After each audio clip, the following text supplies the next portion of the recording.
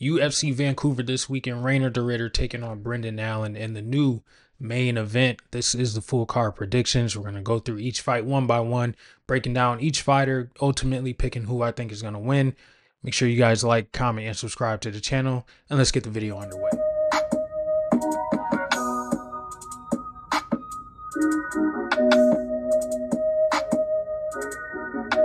Now, before we get into the Vancouver predictions, I am going to do a brief recap of UFC Rio.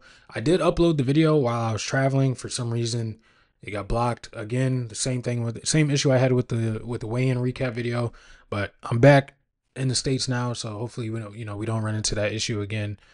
So I'm going to do a quick recap of Rio, and I'm going to pick out a couple of fights that really stood out to me throughout the card. So let's go through it now. First fight, of course, Charles Oliveira taking on Mateusz Gamrot.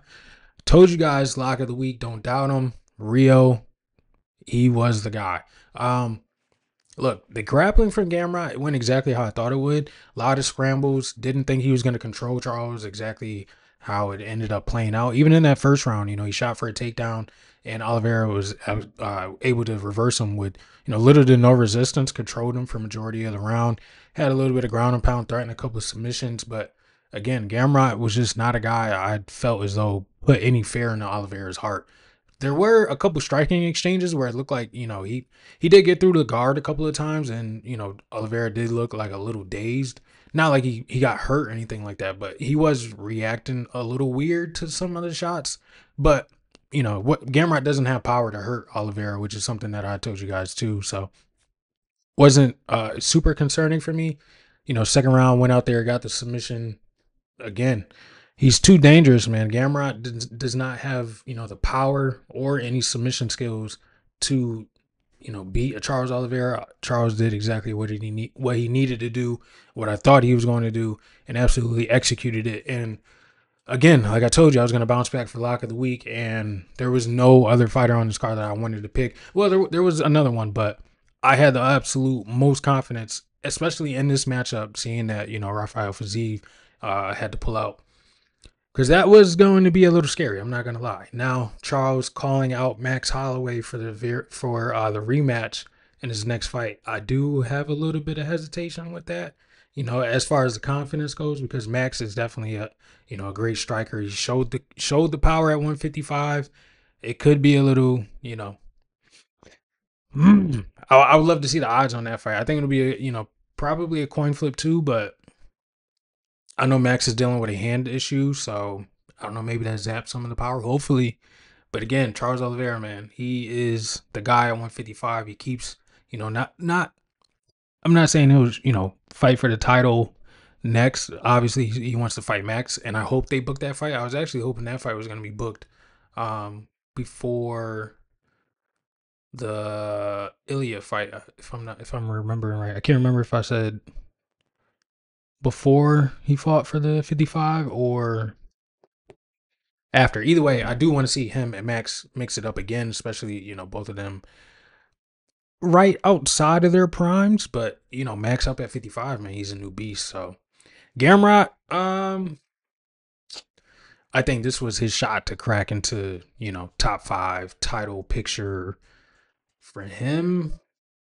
I mean, there's a fight for,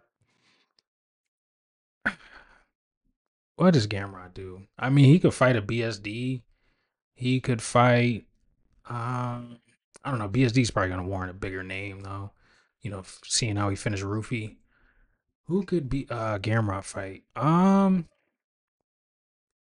Off the top of my head, Arman versus Dan Hooker's book. So Arman's off the table, and he wasn't going to get an Arman fight after losing. Don't see him doing I forgot BSD's fighting Benny. Yeah, so it's a little rough for Gamrot right now. Maybe they reschedule him and Fiziev. That's probably the fight that I would go.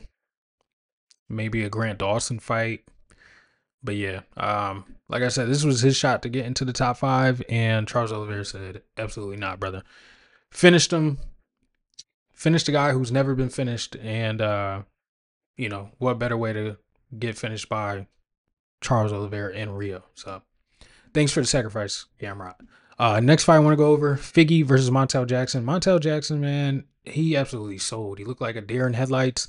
I don't know what was going on, because it wasn't like Figgy was cracking him with big shots. Well, he did, once or twice throughout the fight, but again, he just didn't have any output. Didn't I don't know what was going on with Montel Jackson throughout this entire fight. He just looked like maybe the moment got too big for him. Figgy pulled out the split decision. I had no issues with the decision, actually. I thought Montel won the second round, but even that round was still like, I guess, he did catch him with a shot, but again, Figgy was winning that round for a majority of the fight. I gave Figgy rounds 1 and 3 pretty confidently, and he came out and pulled off the upset. Huge underdog. I wish I would have not. I don't wish I pick flip, but I was not expecting that from Montel Jackson. There was. I did note the body lock takedowns was something to watch out with Figgy versus with Figgy in this matchup. But yeah, Montel, man, I don't know. I don't know what you do with him now. That was definitely a piss poor performance, and he had a Figueiredo coming off of an injury, coming off of a loss, a TKO loss. Figgy didn't look like he had any, issues going on. I thought, the movement would be a little bit compromised, but I guess he was able to, probably took some of them, some of that medicine over there in Brazil. You never know what they got going on. But I mean, he looked good. He looked good. Definitely, beat Montel pretty easily, in my opinion. Didn't think it was, a robbery or anything. And pretty good win for Figgy. I think Figgy versus O'Malley would be an interesting fight. Figgy versus Song Yadong would definitely be interesting. He called out Peter Yan. He's not fighting Peter Yan. Peter Yan is like probably surprisingly not really surprising, but with Marab running through the division the way he is, he's probably sniffing another title shot. So I don't think he's gonna get a Peter Yan fight, but good win for Figgy. Joel Alvarez, Vicente Luque. This was a Joel Alvarez first round TKO. I don't understand why the ref didn't call the fight off, seeing that Vicente, you know, couldn't continue. Basically, gave him ample amount of time to recover from a shot that was clearly clean. He got punched in the eye. It was not an eye poke. And then I'm gonna say Joel. He didn't look tired throughout the fight. I'm gonna say like similar to the Neil Magny Jake Matthews fight. Maybe the adrenaline dump was just a little too much for him here, but definitely not the statement he was looking to make at 170. The first decision in his entire career, and for him to have a first, a second, and a third round TKO basically taken from him, I don't know what you do. I don't know what you do for Joel Alvarez, man. Vicente Luque was laying there like a dead dog the entire fight, pretty much. And, it didn't, other than the first, burst that he had in the first round, he really didn't have much for Joel Alvarez. Alvarez was, took him down, had some pretty good ground and pound going on. The ref was literally just there to observe. He was not there to referee. He was just watching Vicente Luque get beat up. I know Luque is probably going to fight again, but I really would recommend for him not to, because he's really just, he's speed running CTE at this point, getting finished left and right. He's taking a lot of damage. I think he took like nearly 160 punches in this fight. Yeah, bad look for Vicente Luque. For Joel Alvarez, they'll probably push him towards, top 15 because of his name. But who do you match him up with? I think maybe a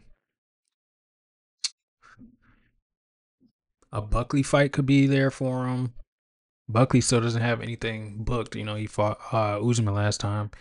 I doubt they give him. I mean, they could give him Kobe, but like, what does a Kobe fight mean today? You know what I'm saying? He's not really a star. His name isn't really all that impressive anymore.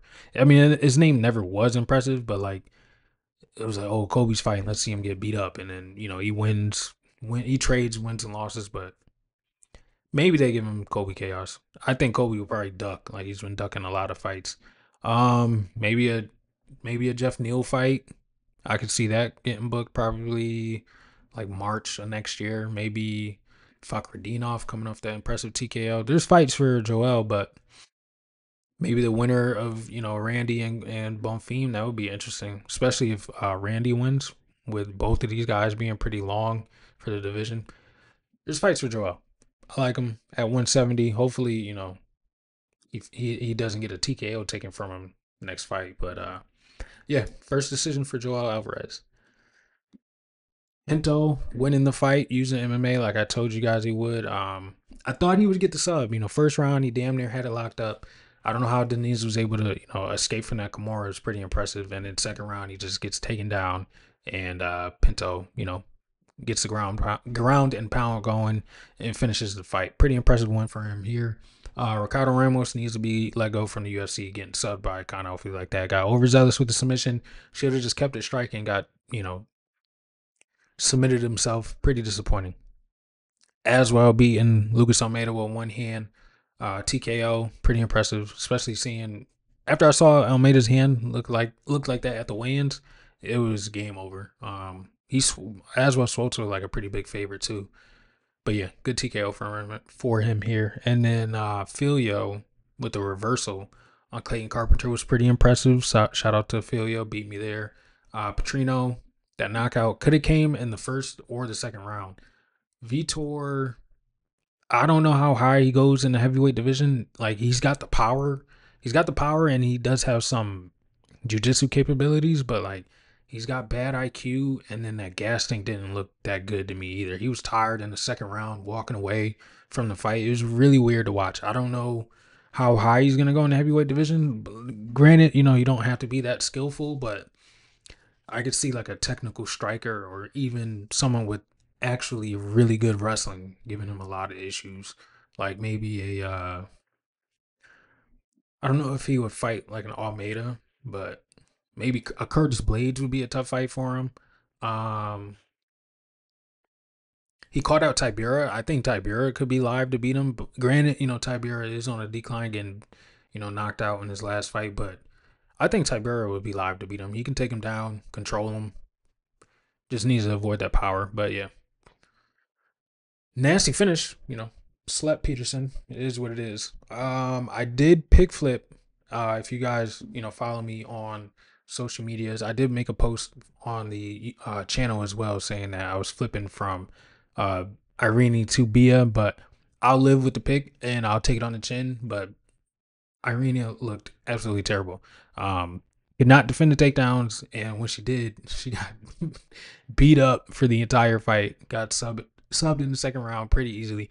Bia, Tapology said that she was 5'4". That girl did not look 5'4". She looked every bit of 5'8", because they looked damn near equal in size. She actually looked larger than Irina, and definitely, could not stop the takedowns, could not stop the ground and pound, and got absolutely beat and battered. Yeah, I thought this fight would look more like the Montagu Luana Carolina fight. A little bit of back and forth, defend a couple of takedowns, make it interesting on the feet, but absolutely not. Irina came out there, twerked, and then got beat up for, as long as 7 minutes of the fight. Good win for Bia.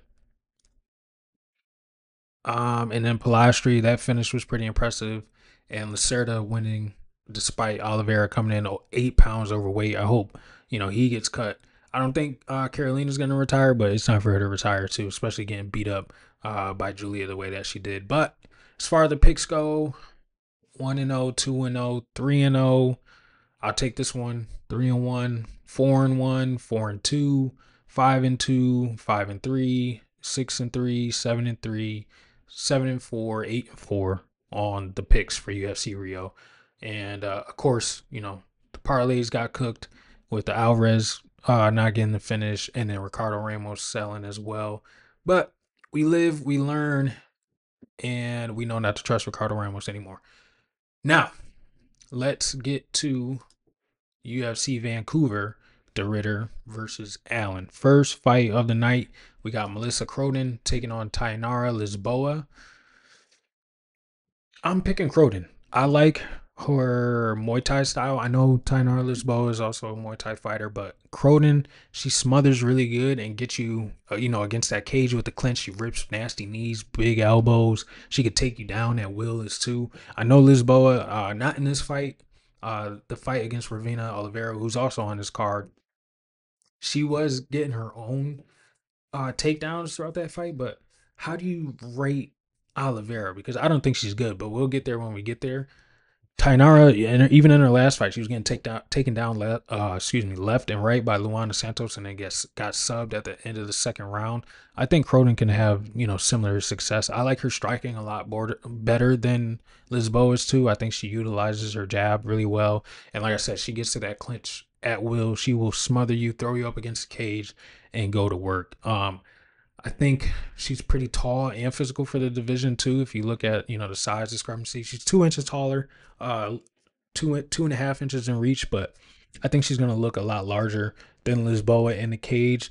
I like her style, I like her stand up. I like how she could take you down, and I like her shot selection too. So I'm going with Scarecrow Melissa to win this fight. I'll go. I don't know. She's got some finishes, 6-2. She's coming off of, so she is coming off, a little bit of a layoff, 11 months, but she's also been in the gym constantly. I've seen her. I went on her Instagram actually. She's been in the gym constantly posting, every now and then, saying that she's just waiting for a fight, and she got signed back in April, I believe, and the UFC put this fight together for her. So I don't worry about like ring rust or anything like that, especially against the Lisboa, who her striking is good, but I feel as though CRODEN should be able to overcome that pretty easily. So I'm going with CRODEN. Like I said, she got excuse me, a knockout in her last one, a knockout right before that. She does have this loss to Cavalcanti, but Cavalcanti's pretty good. And then knockouts left and right, submission against a 1-0 fighter about 4 years ago, but she is pretty much a finisher. I think she has what, 4 or 5 finishes? Yeah, 5 knockouts, 1 sub. So she's never been to it. Well, she's never won a decision. She's lost 2 of her fights by decision. So she is a finisher. I don't know. Maybe I could see her getting like a ground and pound finish on this bow actually. So I'm gonna go CRODEN by finish. Look at the odds: plus 105, minus 125. What does she open up as? Plus 235. Yeah, everybody's on it. So I like CRODEN in this spot. I think she should win. Next fight, we got Azamat BEKOEV taking on Yusiri Belgari. I'm going BEKOEV. I like his I like his experience in this matchup. I think he will be able to close the distance against Belgari, who, yes, he's 6'5". Yes, he has a 79-inch reach.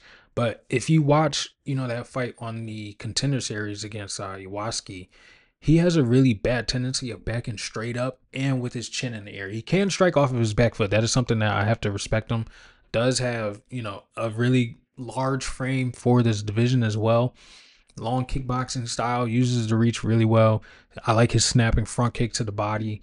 But I think him leaving his chin up the way that he does is going to, leave opportunities for BEKOEV to, back him up, come with a flurry of punches like he likes to do.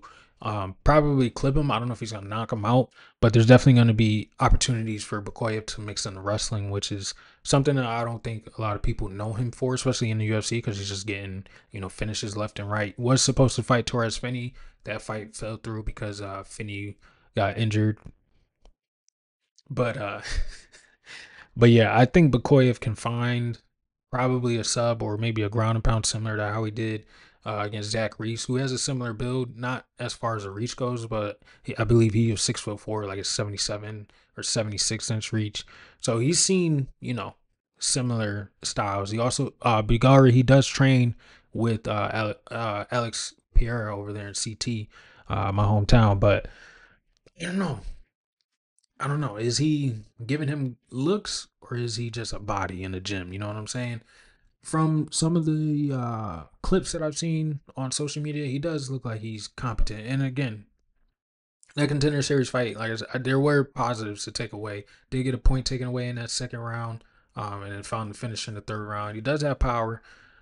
I just think BEKOEV is a little too experienced. I don't think he's just gonna be a sit and duck in front of him. I think he's gonna use MMA, take this guy down because he can be taken down. I know he's pretty long for the division, but I think he can use some trips, use the clinch, collar ties, things of that order, get him down, and probably ground and pound or even fight for a submission.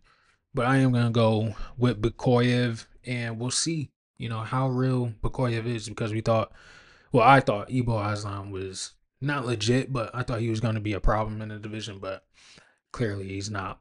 Maybe if BEKOEV wins, though, we see him take on Gautier because he was talking about that matchup on social media after his fight got canceled with Finney. So BEKOEV versus Gautier, I would like to see that. Definitely would like to see that. Who's the real one? Who's the real prospect out of those two? But maybe I don't think the UFC would give him BEKOEV two prospects on the rise who look like killers. I don't think they'll do it, but you never know. They did Talbot and Felipe Lima, so we'll see. But I'm gonna go with BEKOEV. I think he should win. I think he can win by finish as well. Minus 260, plus 220 for Belgaroui. Over 1.5, minus 185. It could go into the later stages. Like I said, I think that first round will be back and forth, but I see BEKOEV probably winning. I don't know if he's going to win majority of the exchanges, but I think he's going to look to clinch and try to take Belgaroui down. So I can see that first round being, a feel out and probably trying to drain, Belgaroui's energy and work him down, take him down probably in a second round. So I think the over 1.5 is alive. Next fight, we go into Stephanie Luciano versus Ravena Oliveira. I'm picking Luciano. This fight is at 115, and Oliveira, her last fight, was fighting at bantamweight. I need to see her on the scales. I need to see how granted, she's not a large woman or anything like that, but I need to see what she's going to look like at 115 because 20 pounds is a pretty significant weight cut. We've seen, ladies move up and down like a Jessica Andrade, but her frame doesn't, scream, giant woman. She's like 5'2", I think. So Oliveira, she's 5'5". She did look, pretty cut up at 135. So if she can make 115, I mean, it could be interesting. But I am going Luciano. I think she's the better striker, more active. We haven't seen Oliveira in damn near 2 years. One thing I don't like about Luciano, though, is she will evade shots with her hands at her waist. She believes in her striking a little too much. And, she was taken down pretty much throughout this fight against Sam Hughes. Does have the win over Talita Alencar, but that was also a draw in the Contender Series, so they just rebooked it. I don't know, though. It's hard to really rate Oliveira because if you go through her record, it's really just, a bunch of nobodies. 0-0, 0-0, 0-0. Yeah, she was finishing them, but as soon as she got to the UFC and fought Lisboa, she was getting taken down by her left and right throughout the entire fight. Didn't really have much success up until that, 2.5 minute mark of the third round, but she had her one little spurt and then got taken down for the rest of the fight. So I'm gonna go Luciano. I think she's a better fighter, more active. I like her striking a lot better, but I need to see Oliveira on the scales too. Let's go to the odds. Minus 300, plus 250 for Oliveira. I think that, that price is factoring in the weight cut and the time off and Luciano being the better striker. So I am going Luciano. Don't like that price, though. Next fight, we got Kyle PREPOLEC versus Drew Dober.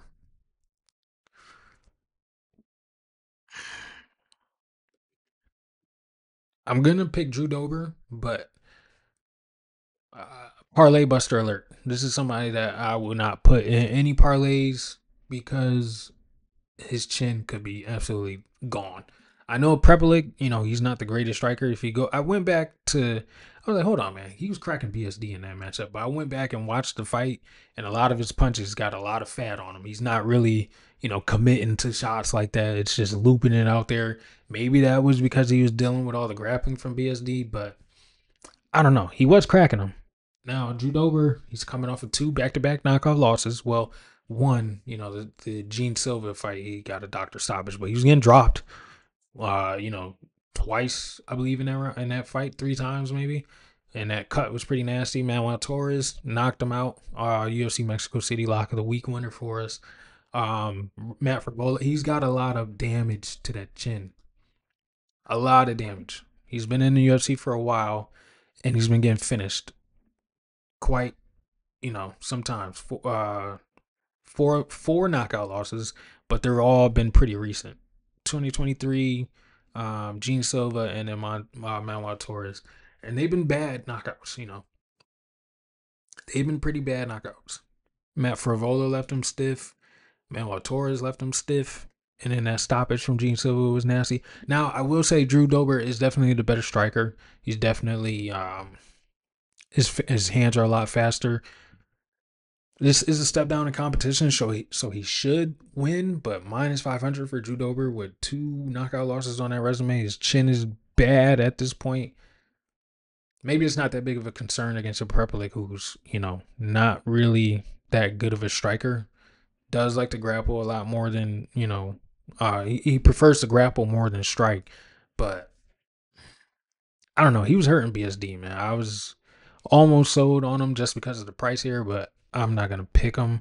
But again, I'm not confident in Drew Dober either, especially at minus 500. If this was like minus 250, somewhere around there, then I'll be like, okay, yeah, I understand it. But minus 500 for Drew Dober is absolutely insane to me.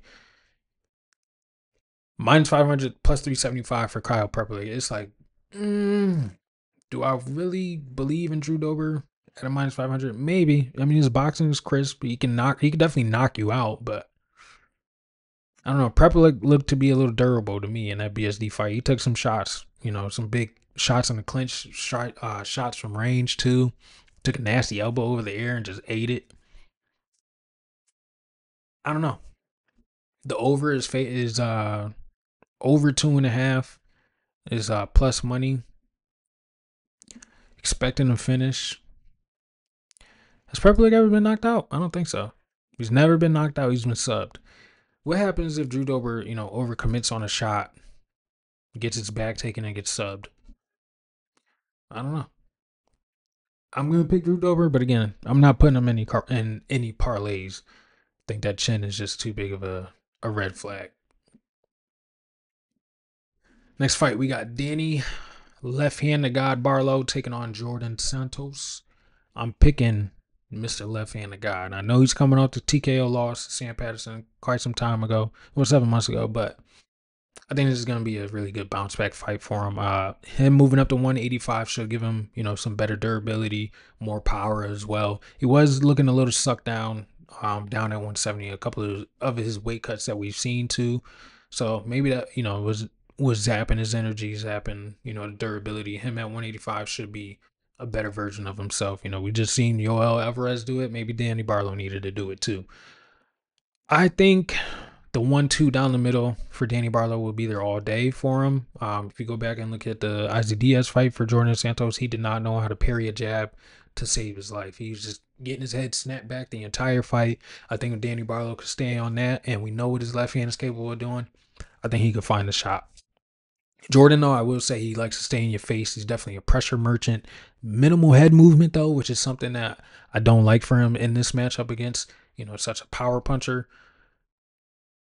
He throws a lot of looping shots, really, he'll slap his right hand against you, too. I don't think he has I don't think he has what it takes to, finish a Danny Barlow. Maybe he can wilt him to pressure, but I think Barlow will be able to stand his ground and crack Jordan Santos with some pretty big shots.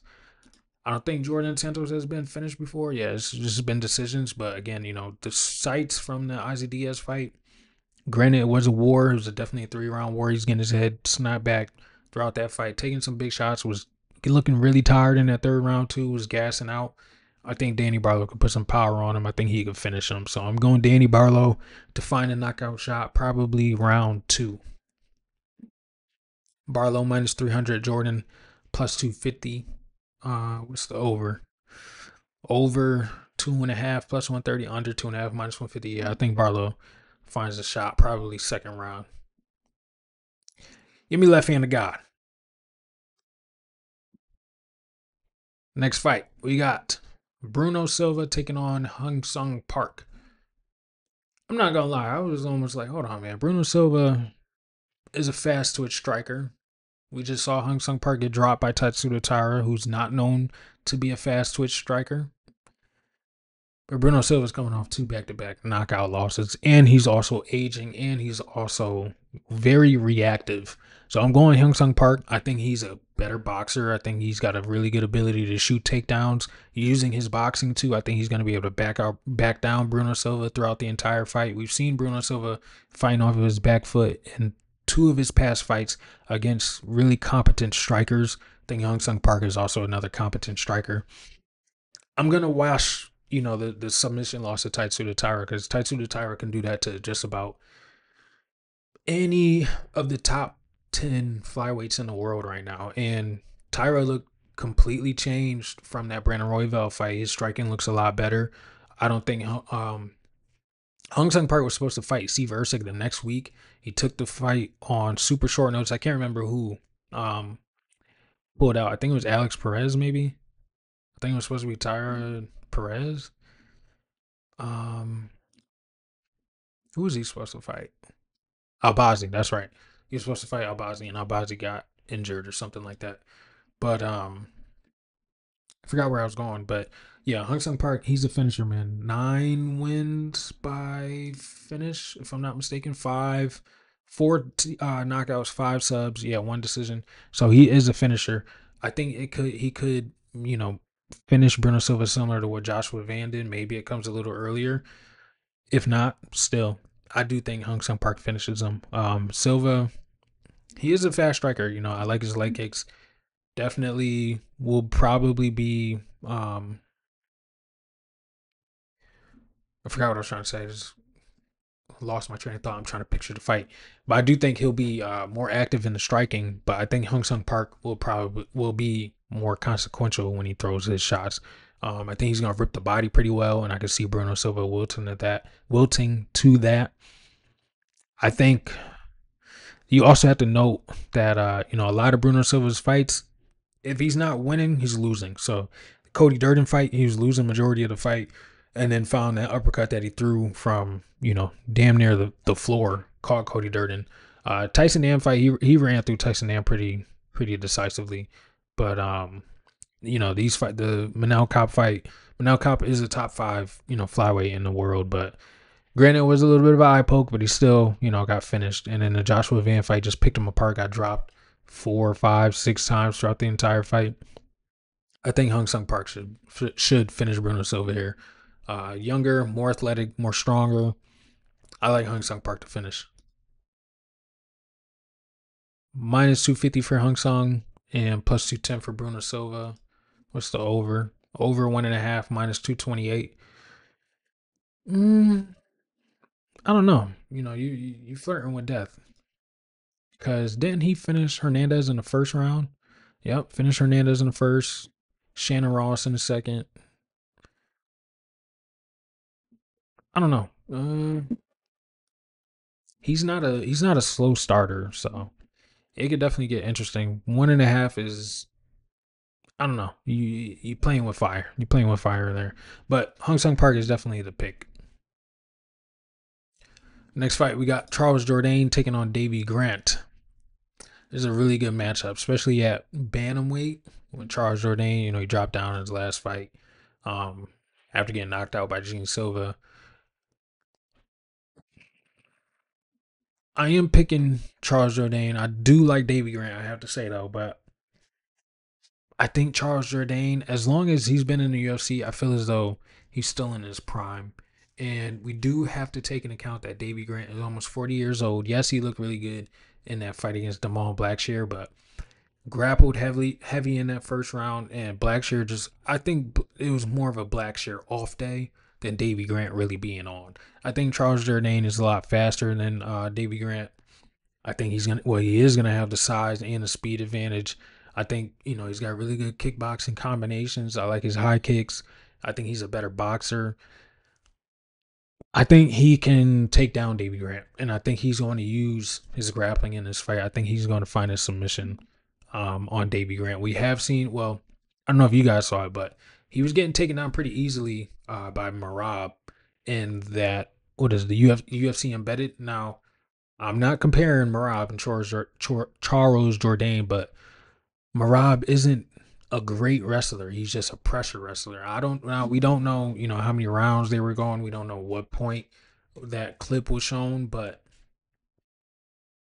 I'm taking that into account with Charles Jourdain, who does have pretty competent wrestling, who is pretty competent on the mat, who does have submission skills. We just saw the submission over Victor Henry. I wasn't making this channel, but I mean, I could be saying this just to say it, but I did bet Charles Jourdain to win by sub, and I did, win some money on that as well. But I think there's going to be an opportunity for Jourdain to get this fight to the mat, and I think Charles Jourdain by sub is live. So give me Charles Jourdain to win. I think he's going to outstrike Davy Grant, take him down, find the neck. Minus 173, plus 148 for Davy Grant. Close odds. It should be what it is. Over 2.5, minus 190. It could go to a decision, definitely. If it's not sub, then it's like a split decision. This could be a really close fight, or Jourdain gets a sub. That's my opinion. I don't think anyone's getting knocked out.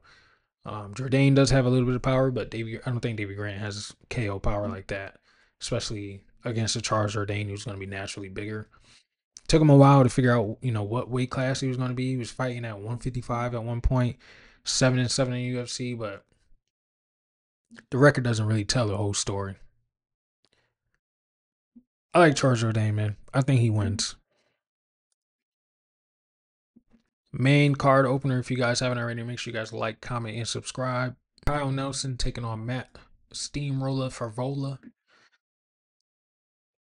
I'm going FREVOLA to win by knockout. I think, he took the more than enough time to come back from this knockout from damn, I can't speak today, from Faresiam, and it was a nasty one, but I don't think he's dealing with a technical striker in Kyle Nelson. I think Kyle Nelson, if you look back and look at his fight against Steve Garcia, he had, well, it wasn't really a takedown, it was more of a trip that Steve Garcia tripped and fell into Kyle Nelson's guard, tried to arm bar off of his back, and then just curled up and got beat up.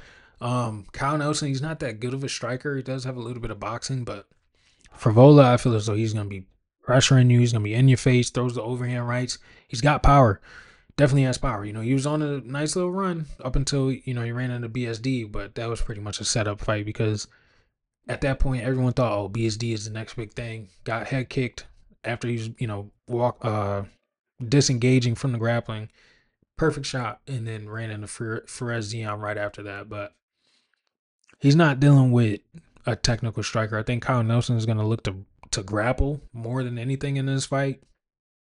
He's got a couple finishes on his record, but I haven't been impressed at Kyle Nelson, and him moving up to 150 fight or 155 isn't a green flag in my opinion. He hasn't looked the best at 155 either. I believe, what was his last 55 fight? Jai Herbert lost the decision. Draw with Doo Ho Choi.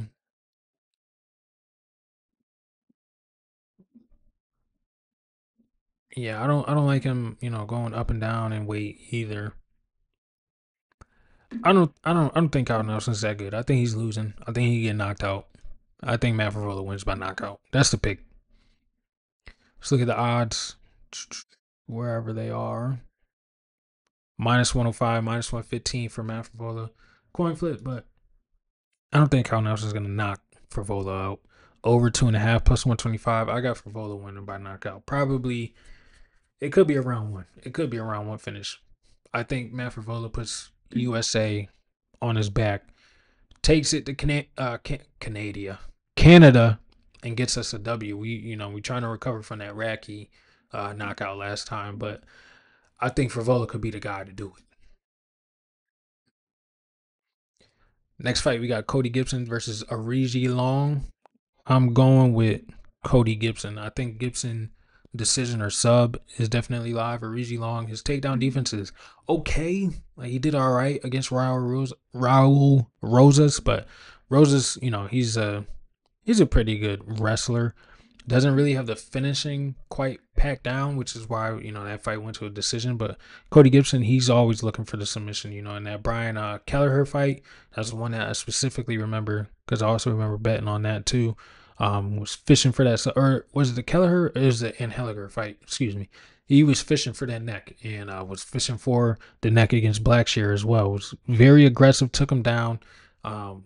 Was on Blackshear's back at one point in time. Threatened the submission.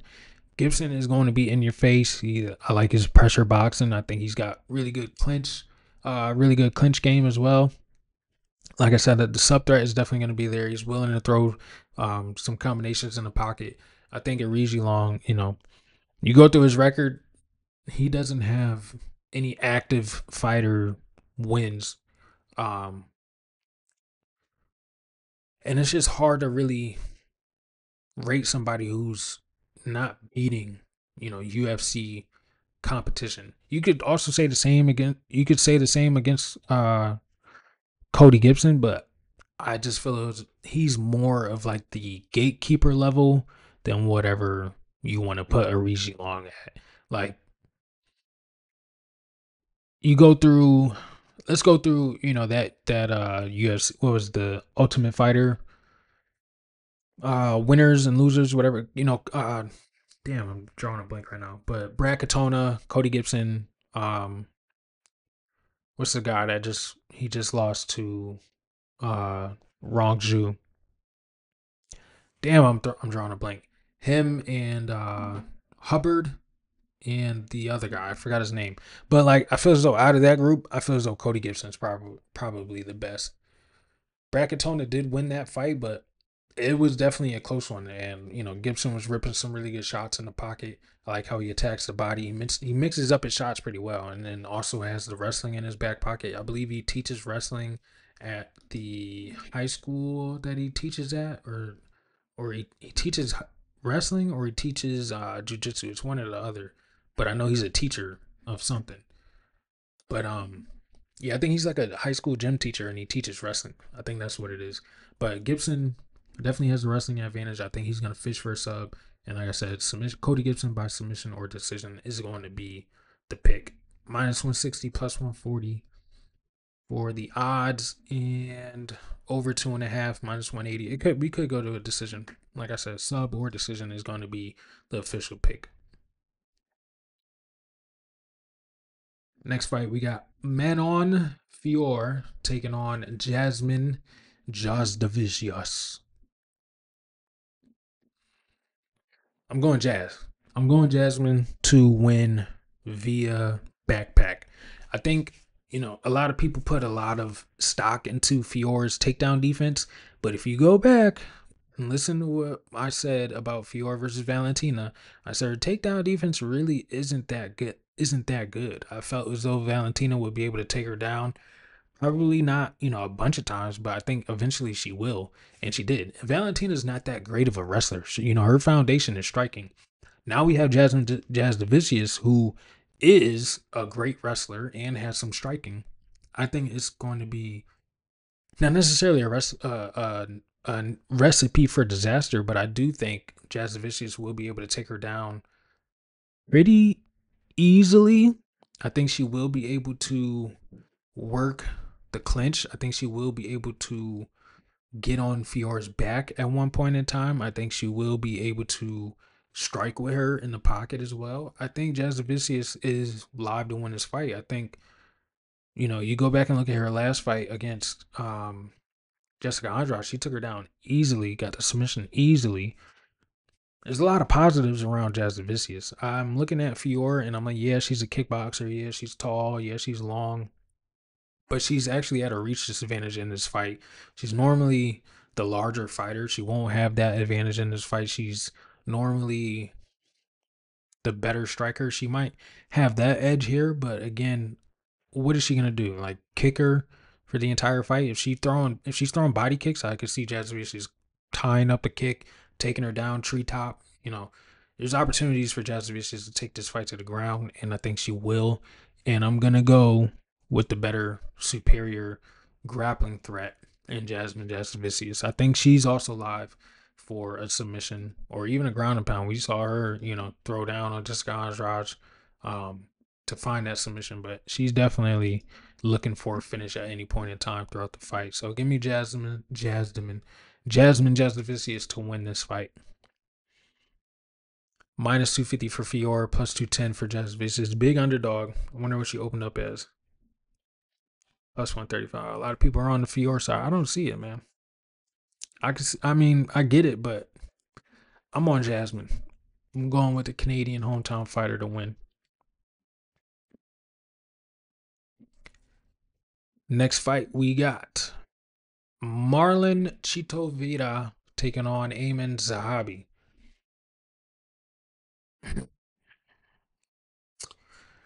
This is one of the fights where the fan and the analysis has to come together. And I'm going with Marlon Chito Vera. I think Chito is going to bounce back. I think he's a better striker out the two. I think he's more dangerous out the two. I just have a constant replay of Zahabi getting kneed in his head, getting battered, in that fight against Jose Aldo last time out. Yes, he's on a hell of a run right now. Yes, I give him that. He's 37. He's doing one of those late, blooming runs. But I think Chito, who I do have to give him some flack with being a slow starter, he does give up rounds at times. You look at the Figgy fight, definitely lost the first 2 rounds. Third round, he did a little bit, but not enough to win the fight at all. I think there's opportunities for him to counter. I think he's the better, like I said, the better striker. I don't think Zahabi's going to have the power to keep Chito off of him. I think Chito's going to stay in his face. I think he's going to attack that leg, which is something that that lead leg, Zahabi's definitely going to need with him being the boxing base that he has.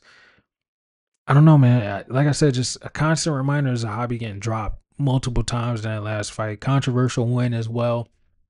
We saw Jose Aldo retire, put the gloves down because of how pissed off he was. I thought Jose won that fight. I bet on Jose to win that fight, but I will say, I will give Ayman Zahabi, the activity edge, plus Vera being out for a year, and he had to pull out of his last fight because of an injury. So there's red flags around picking Chito, but I think Chito gets it done, man. Dang, he's supposed to fight Mario. That definitely would have been a tough fight. I like this fight better than Marlon versus Mario because I definitely would have picked Mario there, but I think Marlon could beat Ayman Zahabi. I think he could shut down this run. I think Chito is live for a decision win. Is crazy for Marlon Vera, who, it's tough for him to win decisions because he gives up, a lot of rounds, especially in 3-round fights, which is something that he struggles to do. That first round is damn near like not a toss up, but a give me to whoever he's fighting because he just starts a little too slow. But I think he's going to break out of that this time. I think he's going to be forced to, win more moments in this fight. With Zahabi being in his face. The last time we saw him fight a boxer was, excuse me, Rob Font, and we saw what he did to him. I think Marlon Vera is going to win. I think he could beat up Ayman Zahabi, and I'm going with Chito to win. Odds, plus 110, minus 130. I like Chito at underdog money. I'm not going to lie. I like Chito, man. Give me Chito to win. Next fight, the co-main event of the evening, we got Kevin Trailblazer Holland taking on Mike Proper MALLOTT. Another fight where I'm just like, man, what the hell? I'm gonna pick Mike MALLOTT. I'm not confident in either one of these guys because it's like I'm looking at the Neil Magny matchup where Neil Magny isn't the striker that Kevin Holland is, but he still gave him hell in that 3rd round, took him down, or reversed the position, finished Mike MALLOTT. Then I'm looking at Kevin Holland getting beat up by D-Rod, getting dropped left and right, getting subbed by Rainer de Ritter, who's a large 185er. That could be forgiven, whatever. Gunnar Nelson had a little bit of success in that fight. I picked against Kevin in that fight. Vicente Luque, I called Kevin Holland to win by sub. But it's just the inconsistency around Kevin Holland. How could you be confident in a guy who doesn't know what weight class he wants to fight at, doesn't know how he's going to approach the fight, and just does anything? Like, it's like, yo, you have a clear striking advantage, but then you choose to grapple, and then you get subbed. Then it's like, yo, you have a clear sub advantage, you use it, but then you just, I don't know. It's weird to trust Kevin Holland. Like, how do you trust Kevin Holland at any point in his career moving forward? Like, since the RDR fight, I was just like, man, I don't know. And I mean, I love the activity for him. He got subbed up, fought 2 months later, fought 2 months after that, and now he's fighting again. Like, he wants to fight as often as he can, but like, it's like, yo, when are you having time to make the improvements or seeing what you need to do better? It's just like Kevin Holland just goes out there and just fights. He doesn't really, oh, this is my matchup, I need to XYZ. He just goes out there and fights, which I respect, but it's like, yo, as far as like picking and betting on him, is, yo, you like, this is really a gamble. Like, anytime that you pick Kevin Holland, it's definitely a gamble. Mike Malott, is he the better striker? I don't know. I think he's got faster hands. I think he can clip Kevin Holland. We just saw him get clipped, by D-Rod, who was really just slugging. If the fight gets dirty, I'll definitely lean Kevin Holland. But if it's a clean fight, I can see this looking similar to like the JDM Kevin Holland fight. Wait, they fought, right? Or am I thinking about Randy Brown? Hold on. Let me get my, before I get my, yeah. I was about to say, hold on now. Before I get my damn my analysis card taken. But yeah, I can see it looking like the JDM fight. Better combinations by Mike Malott, keeping him on the end of his punches, which is weird to say for Kevin Holland, who has an 81-inch reach advantage, but he doesn't always use it. He will, get in that pocket with you and just get busted up. I don't know, man. What Kevin Holland are we getting? Are we getting Kevin Holland with the afro, or are we getting Kevin Holland with the braids? We getting half braids, half afro, Kevin Holland. I don't know at this point. You don't know. And it's just like, who the hell do I bet on? Stay away. That's all I'm gonna say. Stay away. Stay away from this fight. Let's go to the odds. Minus 105, minus 115. Yeah, because who the hell is gonna win this fight? I couldn't tell you. I don't think anybody could tell you. I'm picking Mike Malott, but again, I'm not super confident, and I'm not super confident in Kevin Holland either. This will probably be like a fight ends in XYZ type of bet, but I can't trust either one of these guys. Next fight, main event of the evening. If you haven't already, make sure you guys like, comment, and subscribe to the channel. We got RDR taking on Brendan Allen. I'm picking RDR. I feel as though the grappling advantage is going to be way too superior. Brendan Allen has a really bad tendency of trying to beat guys at what they're best at. I could say that with every one of these last fights. Marvin Vettori, we know he's a striker, likes to stay on the feet, likes to be a bully. What did Brendan Allen do? Went out there, tried to bully Marvin Vettori. He was successful in it and, won the fight. Anthony Hernandez, what does Anthony Hernandez like to do? Grapple, take you down left and right, scrambles, look for submissions. What did Brendan Allen try to do? Grapple, take you down, look for submissions, scrambles, lost.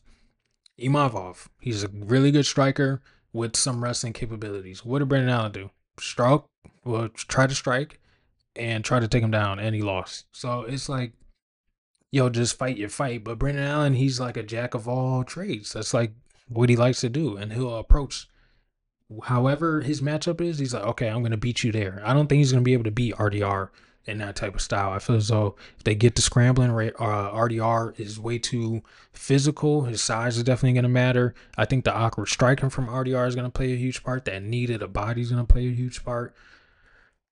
I don't see Brendan Allen having a lot of success in taking RDR down because how strong he is too. It's like a weird build. He's like super caved in the stomach, and then his chest is real bloated, and I don't know. He's just a weird looking dude, but He's definitely large for 185. I feel as though, we all know how good his jiu-jitsu is. He can find finishes however, it comes. He made his debut GM3. Did get dropped in that fight, which was kind of weird, but found the submission, subbed up Kevin Holland, finished Bo Nickel, which was very impressive, and then the decision over Robert Whittaker. I didn't think it was a split. I feel as though he won 3 rounds. Excuse me, 3 rounds pretty clearly, but you do have to favor the technical striking for Brendan Allen. But like I said, that tendency that he has to try and prove points in fights, prove a point in fights, is just gonna, bring itself to a head again. I think RDR is going to be live for a submission. I think if you're betting on Brendan Allen to win, you're betting Brendan Allen to knock out RDR, and I don't see RDR getting knocked out by Brendan Allen. I don't think Brendan Allen has, crazy knockout power. Like I said, he's a really good technical striker, but also have to note that this fight is short notice. How in shape is he? I know he just fought 3 months ago, basically. But did he stay ready, or did he take a little bit of time off and he's like, oh, okay, I could jump in here? And this fight was booked, what, 2-3 weeks ago, I want to say, is when we found out Fluffy pulled out. So fight goes past round 2, things definitely get interesting for Brendan Allen, especially if he doesn't get RDR taken down at that point, or knocked out, or clipped him, or anything like that. RDR is going to be live to smother. He's not even really a smotherer, but if he could get you down, he could definitely finish you. So I think RDR is live to finish Brendan Allen past round 2, past round 3, and that's going to be the pick. I think RDR finds a submission. Like round 3, round 4. Minus 190 for RDR, plus 165 for Brendan Allen. Should be a little wider. I would say like minus 230 for RDR, but pretty solid price here. Over 3.5, like I said, it gets a little dicey past round 2 for Brendan Allen. So he's gonna need an early knockout, which is something I don't think he's gonna be capable of doing. You're really banking on Brendan Allen to win by decision, or for him to try and sub RDR, which is probably what he's going to try and do, and get reversed, because we saw him get reversed left and right by Anthony Hernandez in that matchup, and we're going to see RDR win by submission, setting up his title shot. So that is the full card predictions for UFC Vancouver, Rainer de Ridder versus Brendan Allen. If you guys like the takes, if you don't like the takes, let me know in the comments. You already know I'm open to hearing what you guys got to say. Thanks for tuning in. I will see you for Lock of the Week later this week, so make sure you guys tune into that. Like, comment, subscribe, drop a W in the chat if you don't got nothing to say, and I will see you guys on the next one. Peace out.